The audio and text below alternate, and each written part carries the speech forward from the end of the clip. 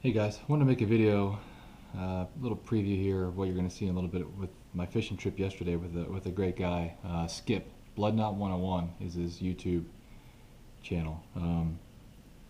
He has tons of videos, freshwater, saltwater. Skip is a good friend, local guy to me, and he's a real pleasure to fish with. Um, Funny guy. We had a blast fishing yesterday. Spent a lot of time just talking BS and laughing, having a good time. Um, so I had a real good chance to go out yesterday with him. We were gonna throw some frogs. He is the owner and the maker of the Death Dealer Bart topwater frog lure. His company Clatterbrat. He does a great job hand making, hand pouring every single one of those lures. And if you look on my feed, my channel, you will see my initial review of that lure. So we went out yesterday morning. Weather was looking hot. It's going to be in the mid 90s, high humidity, bluebird skies. The pond we were going to fish notoriously is mucked up, weeded up. So, throwing a frog is one of the only things you can kind of do there in a lot of the spots. So we went out. We were having no luck on top water. I think Skip got one or two. I took two rods with me, and I took a little sandwich baggie. I put in another frog. I took some Berkeley Havoc pit bosses and a couple of the Gambler crawdaddies, and that's it. I didn't take any extra hooks, any extra lures. I was intent on throwing the Bart, throwing the Ish's Fat Frog, and maybe pitching and flipping the soft plastics. If I was missing the frogs on top, I would throw in after them with a plastic. So we spent a few hours throwing top water. We weren't hardly getting anything. Skip got one or two on a stick bait. I think I got one on the same stick bait you'll see, and then I figured I was just going to start flipping the grass, and what I was noticing was there was tons of pond scum, and interspersed in that pond scum was little teeny sections, and I mean just a couple feet by a couple feet sections of hydrilla. So I started making pitches and flips in the hydrilla. Instantly started getting fish, and I was getting into better fish, 2.5, 3 pound fish. My setup for that was a 7.6 medium heavy PAL diesel, which $69.99 I think it is. It's a great flipping stick for the price. Can't beat it. I'm really happy with it. 50 pound braid, and I was using a 3/0 laser trocar hook, and I wish I would have had a flipping hook on. I didn't. I just had an extra wide gap hook.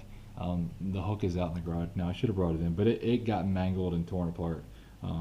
Normally, highly recommend a 3/0 or 4/0. This is a 3/0 laser trocar flipping hook. This is a 4/0 Denny Brauer flipping hook, and I think it might be a Mustad.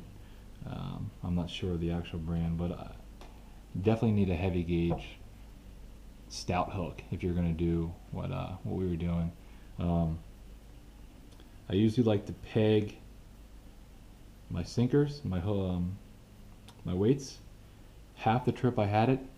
I took off the weight I had, and I took off the bobber stop halfway through the trip. Early in the morning, I was throwing a weightless stick bait like Skip was, and when that wasn't working, I went back to putting the weight on. This is a 3/4 ounce EcoPro tungsten. I think yesterday I had on a 1/2 ounce. So you really want to have a 1/2, 3/4, even up to an ounce and a quarter, ounce and a half. Depends how big you're punching and flipping, what kind of cover it is. The bobber stops are crucial though. You want to peg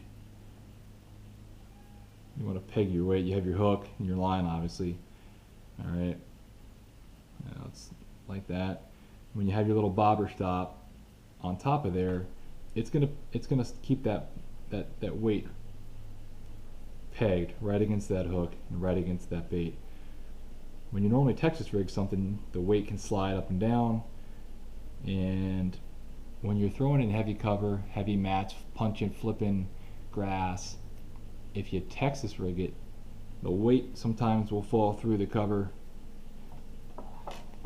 Alright, so you have the weight will fall through, but the bait will stay on top of the grass. And you don't want that. You want the bait to follow right along down with that hook and that weight. So as far as baits used, real quick, I was using a Gambler 4-inch Crawdaddy in black and blue. This is actually one of the ones I was using. It's all torn apart. Real thin profile, so it goes through the grass and the pond scum real good. Berkley, it's a Havoc Pit Boss in June Bug. Same thing, goes to the cover really well. It's got the 4 appendages on the bottom, so when you're yo-yoing that, they're flapping and going crazy. And same thing, I was using a Pit Boss in whatever this is, green pumpkin or watermelon or red flake.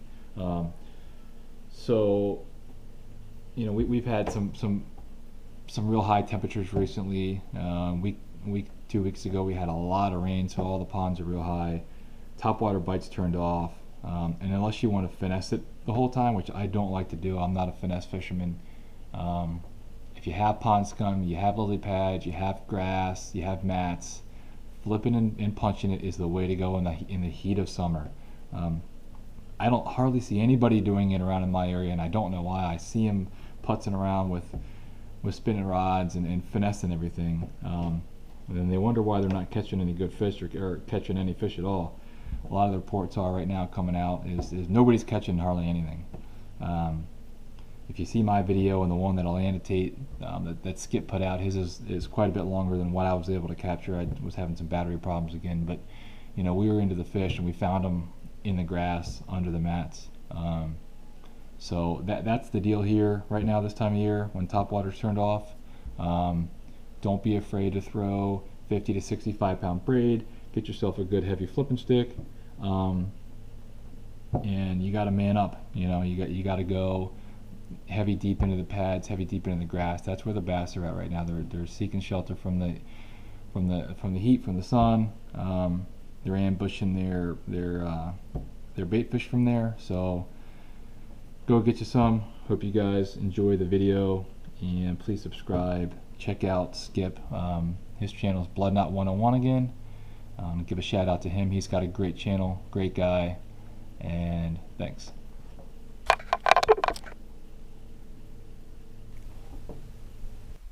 Just picked up this 2.5 3 pounder flipping the hydrilla pads over here. Haven't had much luck on topwater, so having to resort to the soft plastic bite.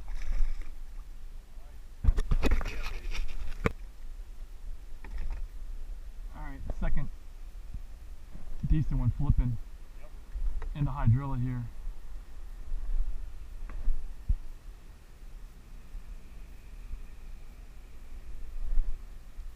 Topwater bite's not working, so plastics have been the deal this morning.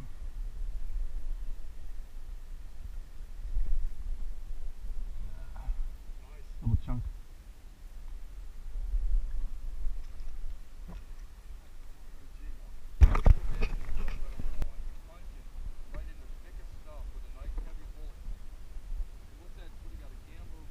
I just changed up to a Berkley Havoc. It's a Pit Boss, I guess. Yeah. And I think it's June Bug. Yeah, June Bug. Okay. Nice. He's got 4 bass in a row here. And the pattern seems to be shut off with the topwater. Yeah. And the bass are just hiding in the thickest grass Down at the bottom. And you're just hopping a jig or a creature bait. Yeah, I had a decent one on the jig and got off. But you got to get down to where they're at, and it's going to be 90 degrees today, 95 degrees. It's been that way for a week. So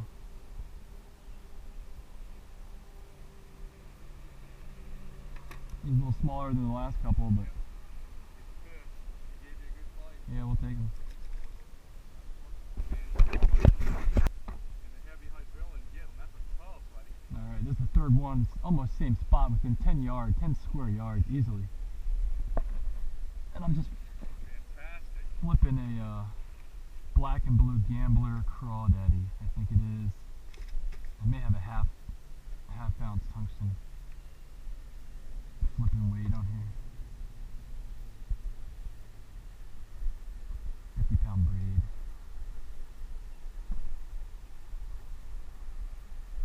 top of the lip too.